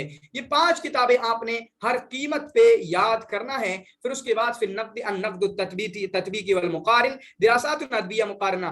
कितना फायदा हो रहा है भाई साहब, आपको जरूरत ही नहीं है ये पता लगाने की अहम कौन सी है, मैं बता रहा हूँ कौन सी अहम किताबें हैं और कौन सी अहम किताबें आपको याद करना है। तो ये पांच किताबें आपने हर कीमत पे याद करना है, और उसके बाद फिर आप अपनी गाड़ी को आगे भी ले जा सकते हैं। उसके बाद यहाँ पर देखें तो जो आया ना कि ये दो टॉपिक पे काफी गुफ्तगू करते थे। दो टॉपिक कौन से आए थे कि अरबी का फ्रांस पर क्या असर है, और इसी तरीके से एक बंदी है इनकी मिस्र की, एक बंदी है जिन्होंने फ्रेंच में और इंग्लिश में लिखा है, तो उन दोनों के दरमियान मुकारना किया है। यानी एक ही बंदे ने दो लैंग्वेज में अगर लिखा है तो उनका मुकारना किया है। तो जो फ्रेंच में लिखा है, किसमें लिखा है, ये फ्रेंच में लिखा है, ये टॉपिक था इनका अनहुमा नाला दुक्तूर दौला, चुनांचे इसी पर इन्होंने पीएचडी की डिग्री हासिल की है। ठीक है, इन्हीं दोनों पर इन्होंने पीएचडी की डिग्री हासिल किया अदबी मुकारिन में। कहां से, 1952 में। समझ पा रहे हैं। फिर उसके बाद इन्होंने जो कुछ तर्जमे किए हैं वो तर्जमे यहाँ पर देख सकते हैं, जो ट्रांसलेशन इन्होंने किए, मल अदब जो सार्थर की किताब है मल अदब, उसका तर्जमा किया, फोल्टेर की, ठीक है, वोल्टेयर होगी, क्या होगी, फोल्टेर जो है लामसून की, उसका तर्जमा किया। फिर उसके बाद मार्सेल ईमी की रासुल आखरीन जो किताब है उसका तर्जमा किया। फिर उसके बाद मोलियर मशहूर बंदे जो हैं, मोलियर जो है उनकी किताब अदबुल बशर का तर्जमा किया। फिर उसके बाद माटरलिंक जो है उसकी किताब बलियास व मिलजाइन, इसका तर्जमा किया। तो इनको देख सकते हैं। और उसके बाद फारसी से किसका तर्जमा किया है, ये तो फ्रांस से हुआ। फारसी से किसका तर्जमा किया है, तो मजनून लैला, अब्दुर्रहमान जामी की जो किताब है मजनून लैला, उसका तर्जमा किया। और इसी तरीके से मुख्तारात मिन अश-शेर फारसी का तर्जुमा किया है। तो इसको जो है आप देख सकते हैं, काफी किताबें हैं इनकी, और पांच मशहूर किताबें जो मैंने आपको बताई, और डेट तो ऐसे याद हो जाएगी। ऊपर की तीन किताबें अल अदबुल मुकारिन 52, 56, 58, अल अदबुल मुकारिन रुमांतिकिया, फिर उसके बाद अन-नक़्दुल अदबी अल हदीस, फिर उसके बाद चौथी किताब जो मशहूर किताब है अल मवाक़िफ़ुल अदबिया 1963, फिर उसके बाद पांचवी जो मशहूर किताब है वो है क़ज़ाया मुआसिरा फ़िल अदबी वन नक़्दी। ठीक है, इसको आप जो है अच्छे तरीके से देख सकते हैं। उसके बाद हमारे शुरू होते हैं शौकी ज़ैफ। शौकी ज़ैफ के ताल्लुक से क्या है, तारीख़ुल अदब अल अरबी में तारीख के हिसाब से बड़ा नाम आता है। जो काम इन्होंने किया है ना, हमें नहीं मिलता ऐसी कोई मिसाल, बड़े मुअर्रिख समझे जाते हैं। इसकी वजह से शायद इनको अल्लामा भी कहा जाता है। अल्लामा नहीं, ये तो अलामा होता है। ठीक है, अल्लामा मतलब एक बड़ी निशानी है कि अरबी में कितनी नॉलेज है इनको। रांची आप जानते हैं कि शौकी ज़ैफ का जो पूरा तारीख़ुल अदब अल अरबी में सिलसिला है, तारीख़ुल अदब अल अरबी से अरबी हिस्ट्री और ऑफ अरबिक लिटरेचर में तो इस चीज में ये भाई साहब काफी मशहूर हैं, और भी कुछ चीजें हैं वो हम देखने की कोशिश करेंगे। तो ये कब पैदा हुए? 1910 में पैदा हुए और 2005 में इनकी वफात हुई है। अब मेरा सवाल आता है, जल्दी से कमेंट में लिखें, 1910 में पैदा होने वाले कोई नजर आते हैं आपको? कौन कौन 1910 में पैदा हुए? तो नंबर 1 पे शौकी ज़ैफ हो गए, नंबर 2 पे आपके एक और हो गए, और नंबर 3 पे आपके एक और हो गए, ठीक है। नंबर 4 पे और कोई है 1910 वाला? जल्दी लिखें। 1910 में किस किस की पैदाइश हुई है? लिखें भाई साहब जी, लिखें। 1910 में किस किस की पैदाइश हुई है? लिखा? लिखें, क्यों घबराए हुए हैं? लिखें जल्दी से।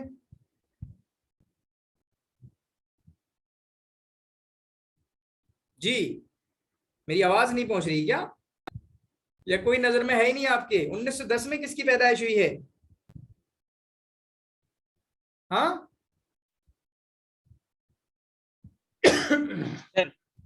गाजी अल-कसीबी, अली अहमद बाकसीर और शौकी ज़ैफ।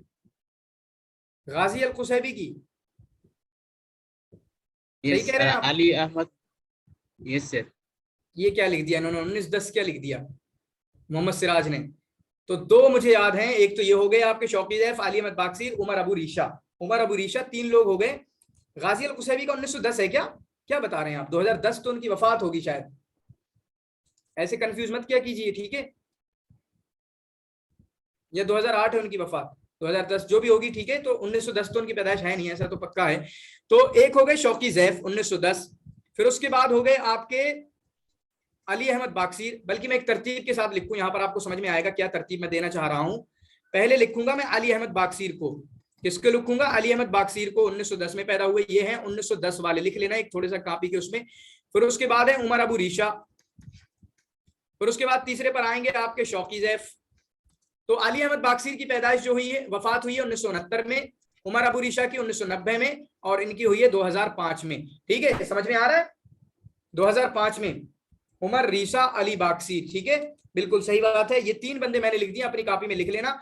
छोटा सा और भी घुमा घमा कर देख सकते हैं कि 1911 में कौन पैदा हुए। तो 1911 में आपके नजीम महफूज पैदा हुए, ठीक है। 1908 में अगर किसी का तो उनका देख सकते हैं, वो सब चीजें देख सकते हैं, ठीक है। तो इनका नाम क्या है? शौकी ज़ैफ यहां पर लिखा हुआ है, अहमद शौकी अब्दुल सलाम ज़ैफ। तो गोया कि इनका नाम कह सकते हैं हम अहमद शौकी है, ज़ैफ लकब है, अब्दुल सलाम इनके बाप का नाम है, अहमद शौकी इनका भी नाम है। जो भाई साहब वो असल हमारे शायर हैं, उनका नाम भी अहमद शौकी है, लेकिन बस क्या हुआ, इनको शौकी ज़ैफ के उससे डाल दिया, अहमद इनका हटा दिया गया, और ज़ैफ जो इनका लकब है उसको मिला दिया गया इनके नाम से, शौकी ज़ैफ करके, अशहीर भी शौकी ज़ैफ। तो 1910 में इनकी पैदाइश और 2005 में इनकी वफात हुई है। 2005 में इनकी वफात हुई है। मैं कुछ पूछना चाह रहा हूं आपसे, 2005 में इनकी वफात हुई है। 2006 में किसकी वफात है? 2007 में किसकी वफात है? 2008 में किसकी वफात है? 2004 में भी है क्या? 2003 में किसकी वफात है? जल्दी बताएं अब सारे जल्दी, वेट कर रहा हूं मैं अब। शुरुआत नीचे से बताएं। 2003 में, नीचे से बताएं, 2003 में किसकी वफात है? 2003 डेट के साथ लिखना, ऐसे नाम मत लिख देना, डेट के साथ लिखना। 2003 में, 2004 जी, 2003 में फतवी तौक़ान, फतवा तौक़ान, हाँ ठीक है। 2003 2004 है कोई? नहीं शायद, है ना? 2005 में ये, 2006 में मुनीफ, अब्दुर्रहमान मुनीफ, 2004 बहुत अच्छी बात, मिल गए। 2003 में फतवा तौक़ान, 2004 में मुनीफ, 2005 में भाई साहब हमारे, 2005 में कौन है? भाई साहब है ना, शौकी ज़ैफ, भाई साहब 2006 में जल्दी बोलें, बोल दे अच्छा लिखे। नजीम महफूज।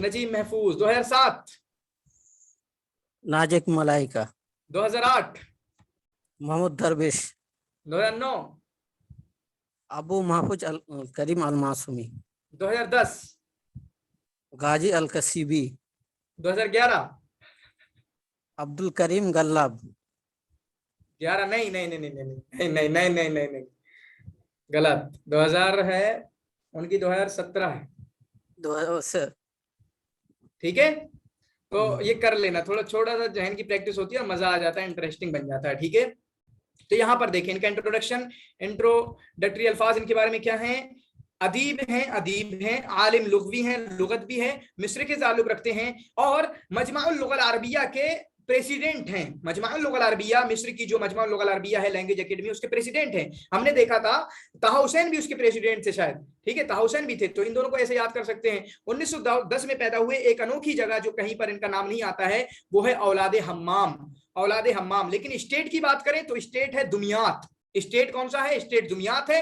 लेकिन गांव की बात करें तो औलादे हम्माम में पैदा हुए, और औलादे हम्माम मैं नहीं जानता किसी और की जिंदगी में भी आता है।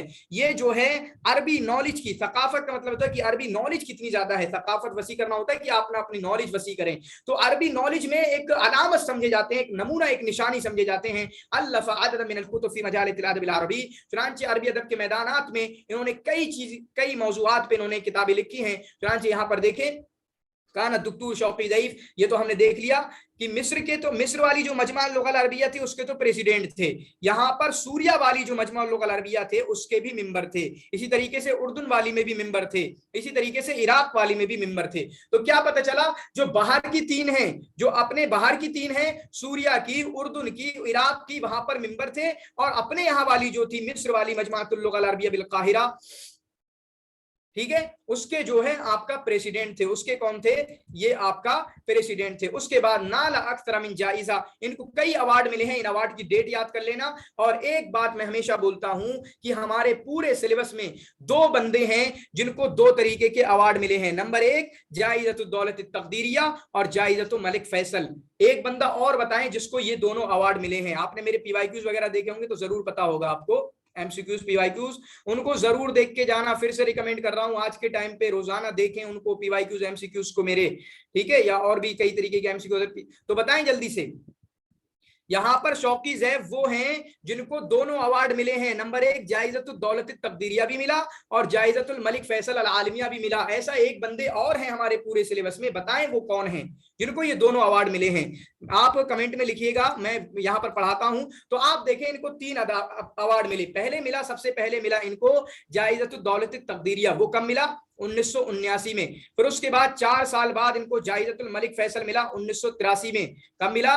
मलिक फैसल अल आलमिया मिला 1983 में। फिर उसके बाद 2023 में इनको जायज़तुल मुबारक मिला आदाब के लिए 2003 में। तो इसको याद कर सकते हैं, ये 3 अवार्ड इनको मिले 79, 83, 2003। 79 में मिला जायज़तुद दौलत तकदीरिया, 83 में मिला जायज़तुल मलिक फैसल और 2003 में मिला इनको जायज़तुल मुबारक लिल आदाब। तो वही मैं कहता हूं, नोट बनाने का मकसद हमेशा लिखना नहीं होता है। नोट बनाने का मकसद कभी कभी ये भी होता है कि चीजों को जो किताब में लिखी हुई है, नोट में लिखी हुई, उसको आसान करके लिखना।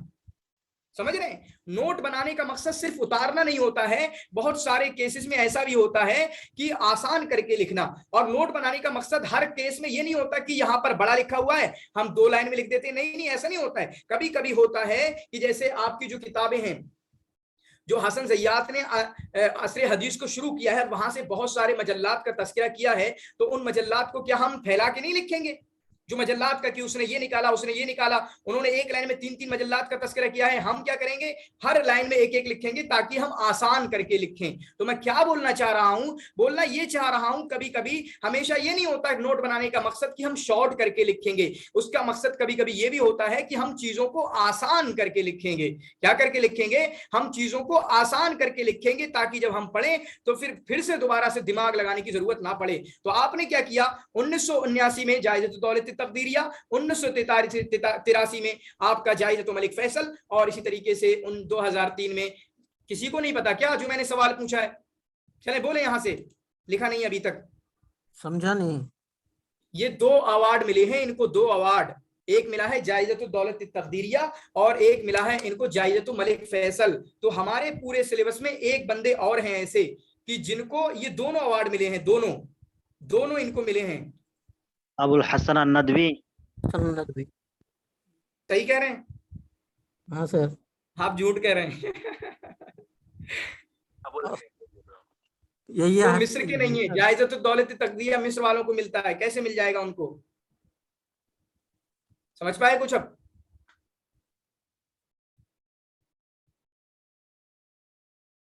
यही हक्की जी यही हक्की याह्या हक्की, तोहा हुसैन, बिल्कुल सही बात, याह्या हक्की हैं, याह्या हक्की हैं। ठीक है, देखिए वीडियो, वरना जो सिंपल सिंपल क्वेश्चन भी है ना वो भी हल नहीं कर पाओगे। मेरी वीडियो देखिए जो एमसीक्यू और पीवाईक्यूज की वीडियो है। किसने जवाब दिया था अभी? बहुत बहुत अच्छी बात। ठीक है, तो इसको याद करें। कदालिका मुनिहा दुरुआन, और बहुत सारे तमगात इनको मिले। फिर उसके बाद इनकी वफात कब हुई है? 2005 में, 95 साल की उम्र में। दिख सकता है आपको 95 साल कैसे बनते हैं? 1910 में पैदाइश है, 2005 में इनकी वफात है। अल्लफ़ा दुक्तूर शौकी ज़ईफ़, तकरीबन 50 किताबें इन्होंने लिखी हैं। और किताबों के देखें मैंने शायद बोल्ड की हुई हैं, जो मशहूर किताबें हैं। सिलसिला तो तारीख़ुल अरब अरबी जो है इनकी सबसे मशहूर किताब, जिसमें तकरीबन 30 साल इन्होंने लिखाए। ठीक है, और 15 सदियों के लोगों को, मतलब जाहिली से लेके अब तक के तमाम जमानों में जो उदबा गुजरे हैं, शेर में नस्र में जो भी काम हुआ है उसको उन बंदों के ताल्लुक से इन्होंने लिखने की कोशिश की है। ठीक है, जो सिलसिला तो तारीख़ुल अदब अरबी, तकरीबन मुझे याद नहीं है कितने 10 या 9 अज्जा हैं, बताना इनके कितने अज्जा हैं। ठीक है, और वो अज्जा यहाँ पर लिखे हुए भी हैं, देखें। फिर उसके बाद इनके जो अज्जा हैं सिलसिला तो तारीख़ुल अदब अरबी के, असरुल जाहिली, असरुल इस्लामी, असरुल अब्बासी अल-अव्वल, असरुद दुअल वल इमारात उंदुलुस के ताल्लुक से है, असरुद दुअल वल इमारात शाम के ताल्लुक से। फिर उसके बाद असरुद दुअल वल इमारात में जज़ाइर, मगरिब अक़सा, मौरितानिया, सूडान। तो मतलब इस तरीके के तकरीबन मुझे याद है 9 या 10 अज्जा पर वो सिलसिला पूरा लिखा है इन्होंने। फिर उसके बाद इनकी ये किताब तयसीरातुल लुग़विया, ये आपके एग्जाम में आ चुकी है भाई साहब, पीवाईक्यूज में आ चुकी है, बल्कि शायद तजदीदुन नौ भी आपके पीवाईक्यूज में आ चुकी है। और फिर उसके बाद इनकी अल-फुसहा अल-मुआसिरा, तो ये दोनों किताबें तो पीवाईक्यूज में आ चुकी हैं। और पीवाईक्यूज में जो बोलता हूं इसलिए बोलता हूं, ये बताने के लिए ये किताब इंपोर्टेंट है। ठीक है, समझ गए ना ये क्यों बोलता हूं मैं? इसलिए बोलता हूं कि ये जब पीवाईक्यूज में आ चुकी है तो इसको इग्नोर नहीं कर सकते। अल-फन्न व मदाहिबु फी शेर अल-अरबी, बिल्कुल मशहूर किताब है, अल-फन्न व मदाहिबु फी शेर अल-अरबी। ठीक है, फिर उसके बाद अश-शेर व तवाबिहु। एक बात मैंने यहाँ पर नहीं लिखी है, जो शौकी ज़ैफ ने पीएचडी की है ताहा हुसैन के अंडर में। किसके अंडर में? ताहा हुसैन के अंडर में। और शायद उसका टॉपिक यही है, अल-फन्न व मदाहिबुहु फी शेर अल-अरबी। इनके पीएचडी का थीसिस का जो मकाला है और उसका जो टॉपिक है वो यही है, अल-फन्न व मदाहिबुहु फी शेर अल-अरबी, अल-फन्न व मदाहिबुहु फी शेर अल-अरबी। ठीक है, तो इसको याद रखेंगे। और किसके अंडर में की थी? ताहा हुसैन के अंडर में। थोड़ा सा समझाऊं आपको, जो मंदूर हैं और यहाँ पर है शौकी ज़ैफ, ये दो बंदे हो गए।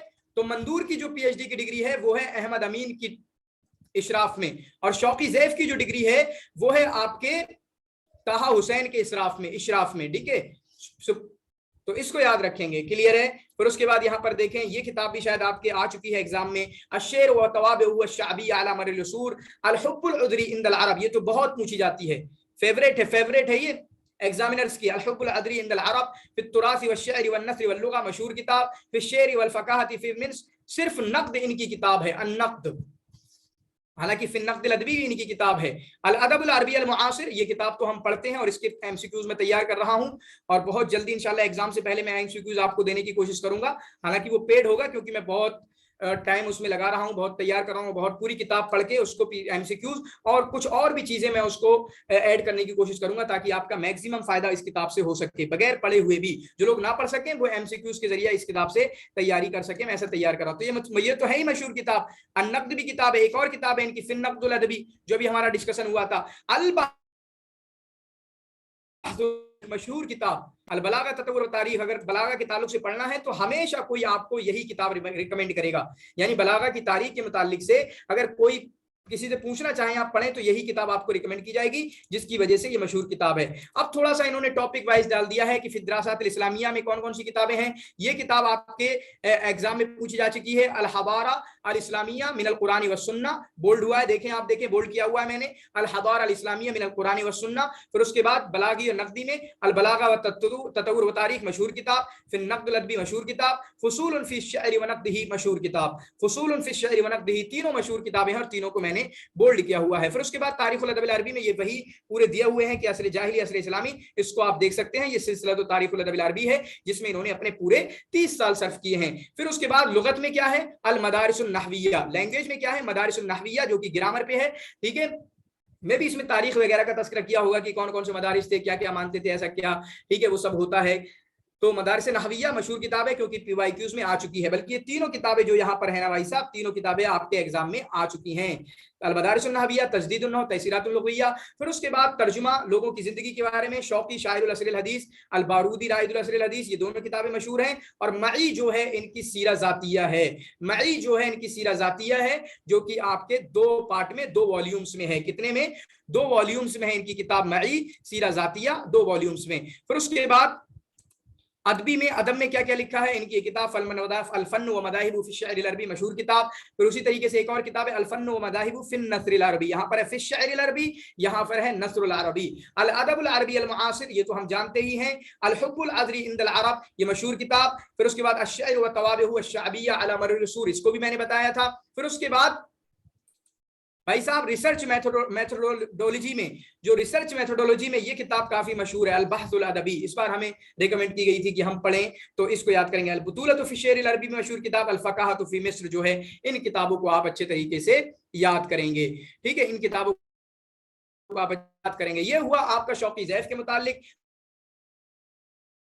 इसमें 1910 में इनकी बात हुई है।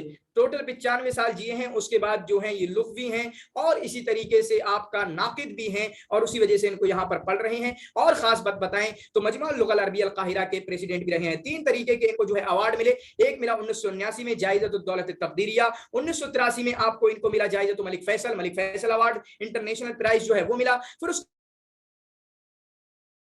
आदाब मिला है। इनकी बहुत सारी मशहूर किताबें हैं जो अगर ऊपर से लेकर देखें तो एक तो सिलसिला तो तारीख़ुल अदब अल-अरबी मशहूर किताब जो तकरीबन 10 या 9 वॉल्यूम पर मुश्तमिल है। फिर उसके बाद अल-हदारा मिनल कुरान व सुन्ना, वो इनकी मशहूर किताब है। अल-अदब अल-अरबी अल-मुआसिर, वो मशहूर किताब है। अल-फन्न व मदाहिब फी शेर अल-अरबी, अल-फन्न व मदाहिब फी नस्र अल-अरबी, ये इनकी मशहूर किताब है। फिन नक़्द अल-अरबी, अन-नक़्द जो है इनकी मशहूर किताब है। अल-हुब्ब अल-अज़री इंद अल-अरब जो है इनकी मशहूर किताब है। ठीक है, जो भी मशहूर किताबें मैंने बताई हैं तो फी मिस्र, इस तरीके से जो भी है वो सब किताबें आप इनकी याद करने की कोशिश करेगा। 85 हुआ क्या? नहीं भाई साहब 2005 है, 1995 थोड़ी है। 2005 में इनकी वफात है। ठीक है, तो ये नए बंदे हैं। अब जो तीसरे चौथे बंदे हैं ये अब्दुल सलाम मुज़दी, और हमारा यूनिट 4 खत्म हो जाएगा। ये इनके ताल्लुक से क्या है, मुझे जहां तक पता है अभी तक कोई सवाल नहीं आया है। इनके ताल्लुक से अभी तक कोई सवाल नहीं आया है। तो सबसे पहले तो बड़ी मोटी जिम्मेदारी से ताल्लुक रखते हैं। नंबर 1, अभी तक जिंदा हैं में जो लिंग्विस्टिक है, लिसानियात में माहिर हैं ये। अगर लिसानियात किसी किताब के उसमें आ रहा है तो इनका नाम आना चाहिए। ठीक है, इनका नाम आना चाहिए, लिसानियात में बहुत ज्यादा मशहूर है, तो इसको आप अच्छे तरह से याद रखेंगे। तो अब्दुल सलाम अल-मुज़दी 1945 में पैदा हुए। कहां पर? सफाकिस में, तुनिस के सफाकिस में। और सफाकिस का नाम मुझे नहीं पता है और कहीं भी आता है। तो आज देखें एक और खास बात, नक़्द वालों में हमारे अक्सर ऐसे गुजरे हैं कि वो ऐसी जगहों पर पैदा हुए जो अनोखी अनोखी सबकी अक्सर जगहों की। ठीक है, वो देखें हुसैन मरसफी, मरसफा में तहा हुसैन भी एक थोड़ी सी मगागो करके जो जगह का नाम है वो, किलो अजबा किलो कर मगागा करके। फिर उसके बाद असवान में पैदा हुए अक्कार। फिर उसके बाद जो है आपका हमने अहमद शाइब को पढ़ा तो शबरा बखूम में पैदा हुए। फिर उसके बाद मंदूर को पढ़ा जो आपके कुफ्र मंदूर में पैदा हुए। फिर उसके बाद गुनैमी हिलाल को पढ़ा जो आपके सलामत में पैदा हुए। फिर उसके बाद शौकी ज़ैफ़ को पढ़ा जो आपके औलाद हम्माम में पैदा हुए। फिर उसके बाद भाई साहब को पढ़ रहे हैं तुनिस के भाई साहब को, तो ये आपके सफाकिस में पैदा हुए। तो ये एक एकेडमिशियन है, टीचर भी रहे हैं। मैंने क्या बात बताई? नंबर 1 तुनिस से हैं, हाई जिंदा हैं अभी तक, लिसानियात में मशहूर। इसी तरीके से ये आपका एजुकेशन मिनिस्टर रहे हैं और यूनिवर्सिटी के टीचर रहे हैं। बस ये कुछ 4-5 चीजें जो मोटे तौर पर पूरी जिंदगी इनको समझा देगी। और बाकी जो किताबें वगैरह वो तो हम देखें ही। कब पैदा हुए? 1945 में पैदा हुए और अभी तक ये जिंदा हैं। अब एक काम करना है, मैंने उसको इकट्ठा किया था, जितने भी जिंदा लोग हैं ना हमारे सिलेबस में उनको एक साथ लिख लीजिएगा।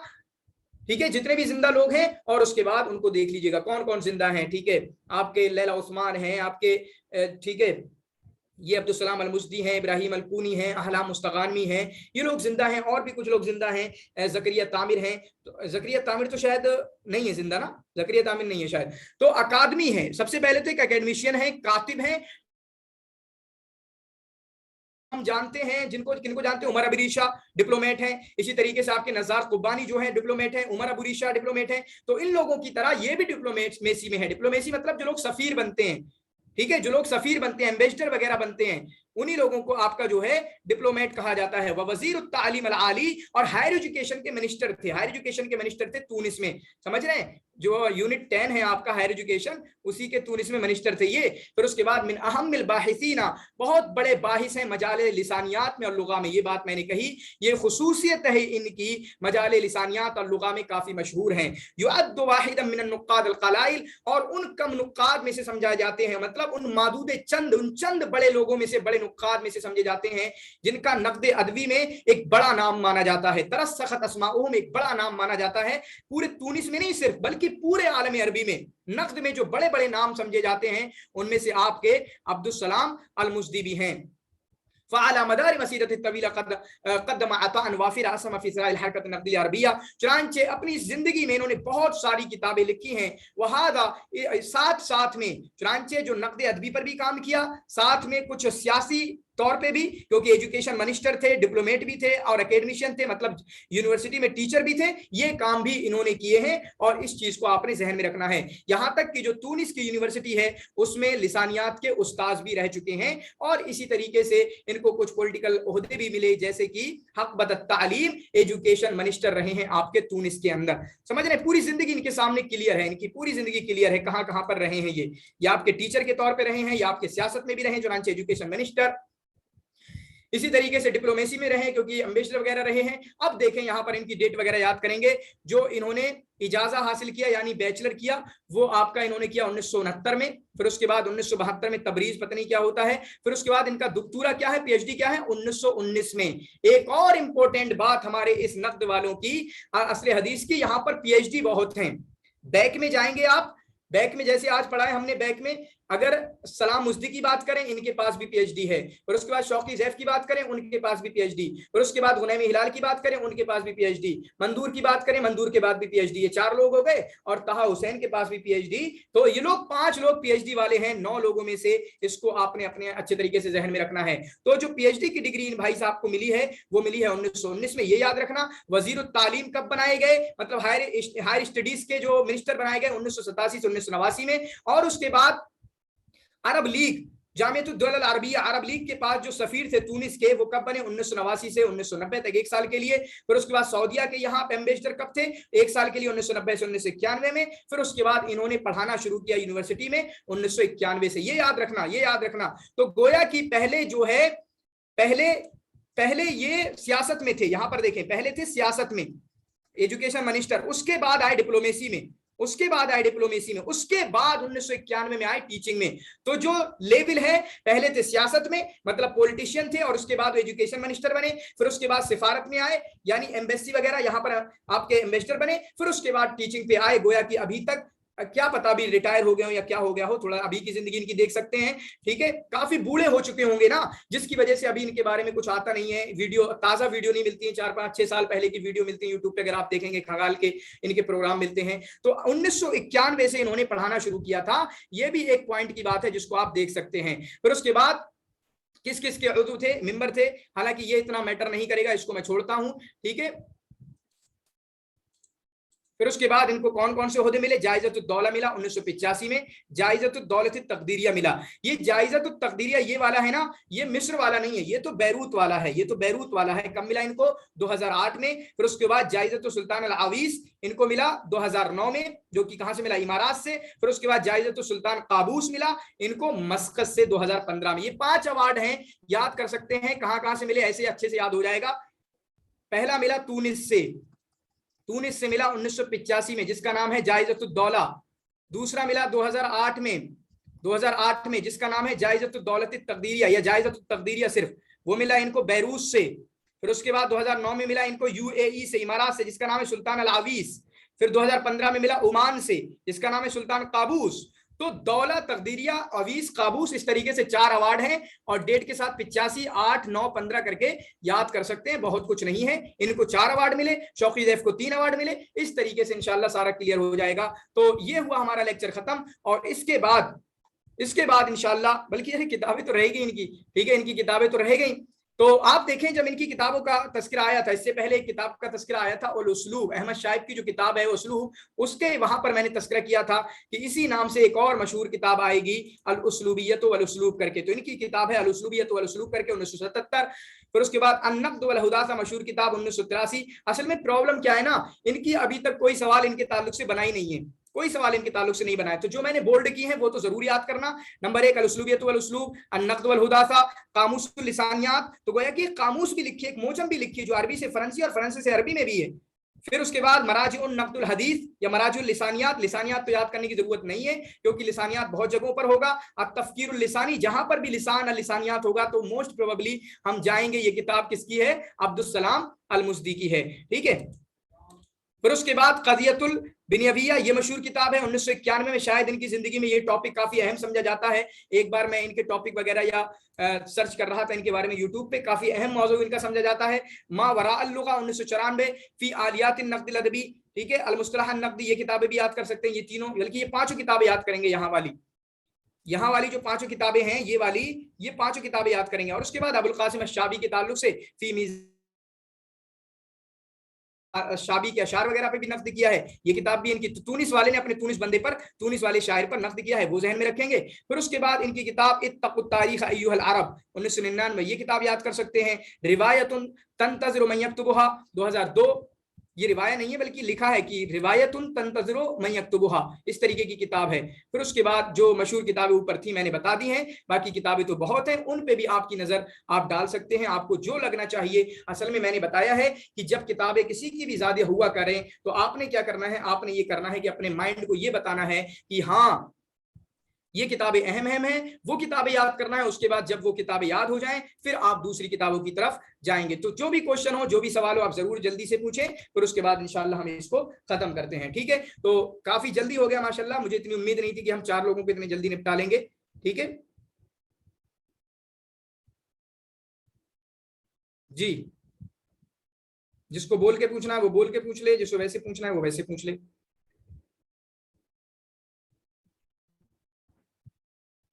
जी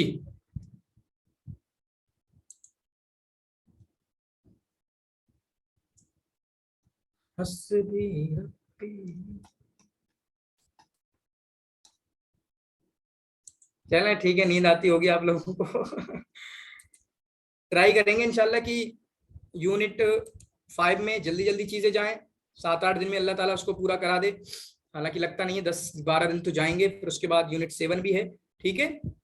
तो पढ़ते रहिए, जो पीछे का है उसको बार बार रिवाइज करिए। तो गोया कि 4 यूनिट का वैसे रखिए कि जो आजकल पढ़ रहे हैं वो तो पढ़ रहे हैं, अब इन 4 यूनिट को रोजाना पढ़िए।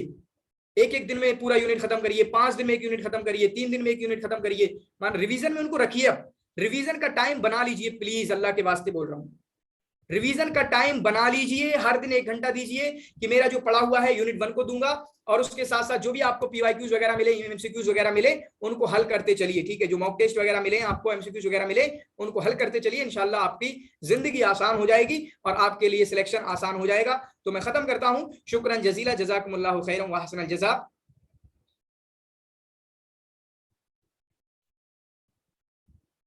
आप बोल के बताएं रिवीजन क्यों नहीं होता, क्या बताना चाह रहे हैं, मुझे पता है क्या प्रॉब्लम है ये, और यही प्रॉब्लम की वजह से लोग मात खाते हैं। असल में यहाँ पर नाजिमा अख्तर ने लिखा है कि रिवीजन होता ही नहीं है, होता नहीं है। आप थोड़ा सा और डिटेल में बताएं, मुझे पता है ये क्या प्रॉब्लम है, जल्दी से बताएं बोल के।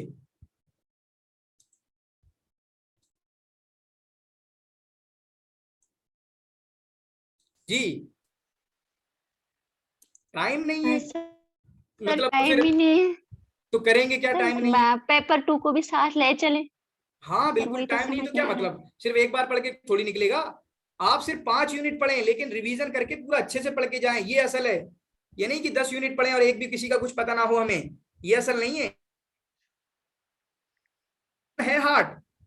लेकिन जिनके अंदर ताकत होती है, जिनके अंदर पूरा वो डेडिकेशन और वो जो अल्फाज जो आते हैं, ठीक है, परसिस्टेंस और परसिस्टेंस जो सब आता है, ठीक है, वही लोग रिवीजन कर पाते हैं। क्यों? क्योंकि 2 दिन लगना चाहिए, 2 से 3 दिन अगर सेकंड रिवीजन है। तौहीद ने पूछा है फर्स्ट यूनिट में कम से कम कितने दिन लगना चाहिए, तो अगर आपका सेकंड रिवीजन है, जैसे एक आध बार पढ़ लिया है, तो 3 दिन से ज्यादा कभी नहीं लगना चाहिए, और 1-1 घंटा देके, मतलब ऐसे करके 1-1 घंटा देके, ठीक है। तो मेरी बात क्या चल रही थी कि रिवीजन जो है, रिवीजन नहीं कर पाते। वो क्यों नहीं कर पाते कि बार बार मैं इमरुल कैस की जिंदगी को कैसे पढूं, वही बार बार चीजें आ रही हैं, मुझे ऐसा लग रहा है मेरा सब याद है, मुझसे नहीं हो रहा रिवीजन। भाई साहब रिवीजन करना होता है। मैंने आखिरी 25 दिन के अंदर या 20 दिन के अंदर 3 से 4 बार रिवीजन किया था, 3 से 4 बार रिवीजन। फौरन एक रिवीजन खत्म हुआ, अगले रिवीजन पे चले गए। अब रिवीजन में होता क्या है, पहला रिवीजन हो सकता है आपका पूरे 10 यूनिट का, माना एक बार आपने पढ़ा वो तो 3-4 महीने लग गए, लेकिन उसके बाद पहला रिवीजन हो सकता है 1 महीना लगे, अगले रिवीजन हो सकता है आपको 20 दिन लगे, उसके बाद चौथे रिवीजन में हो सकता है आपको 15 से 10 दिन लगे, उसके बाद अगले रिवीजन में हो सकता है आपको 7 दिन लगे, ये सब होता है। तो रिवीजन ही आपको दिल मार के बैठना होगा। कितना भी आपको ये ख्यालात आए कि मुझे सब याद है, पूरा क्लियर तो है नहीं, एक एक बार बार इबारत उसको देखो, और वो क्या होगा, उसी रिवीजन के टाइम पे मैंने बताया था, वो 2019 वाला नोट, उसकी कोई औकात नहीं है, मतलब इस हिसाब से कोई कहे कि कुछ मटेरियल नहीं है, लेकिन बार बार रिवीजन करने की वजह से मुझे उसी में बहुत ज्यादा मालूमात, फिर नई नई चीजें मिलती थी, उसी में ही नई नई चीजें मिलती थी। और हुआ भी एक मर्तबा किसी ने ग्रुप में कुछ शेयर किया, तो जिनका भी JRF निकला है, दाऊद एसके करके या कोई और होंगे, उन्होंने क्या कहा, एक नया पॉइंट मिल गया। क्या मिला, एक नया पॉइंट मिल गया। मैंने कि कोई नया पॉइंट नहीं है, ये 2019 वाले नोट में पहले से मौजूद है, कोई नया पॉइंट नहीं है, समझ रहे हैं। तो इस तरीके से चीजें होती हैं रिवीजन के लिए। मतलब कह रहा हूं मैं, टाइम हो ना हो 7 यूनिट करके जाना, लेकिन रिवीजन करके जाना। रिवीजन के लिए टाइम वाली कोई बात नहीं होना चाहिए। रिवीजन नहीं होगा तो पक्के में फेल होगे, मैं बता रहा हूं। सिर्फ अपने एग्जाम में नहीं, सारे कॉम्पिटिटिव एग्जाम में रिवीजन नहीं तो फेल होके आएंगे। क्लियर बता रहा हूं। सबसे बड़ी जो वजूहात होती हैं फेल होने की, उनमें से एक ये है रिवीजन ना करना। नंबर 2, PYQs को ना देखना, MCQs को। PYQs को नहीं देखेंगे तो आपको पैटर्न नहीं समझ में आएगा, जिसकी वजह से गलती ये होगी कि आपको समझ में नहीं आएगा कौन सी किस चीज को अहमियत दे के याद करना था और किस चीज को अहमियत दे के याद नहीं करना था। ठीक है, तो ये काम नहीं करना है। और उसके बाद वो तो बड़ा रीजन होता है कि हमने पढ़ाई नहीं की सही करके। ठीक है, तो बहुत बहुत शुक्रिया तमाम लोगों का, शुक्रान जजीला, जज़ाकुमुल्लाह खैर, वासन जज़ा, बारकल्लाहु फीक।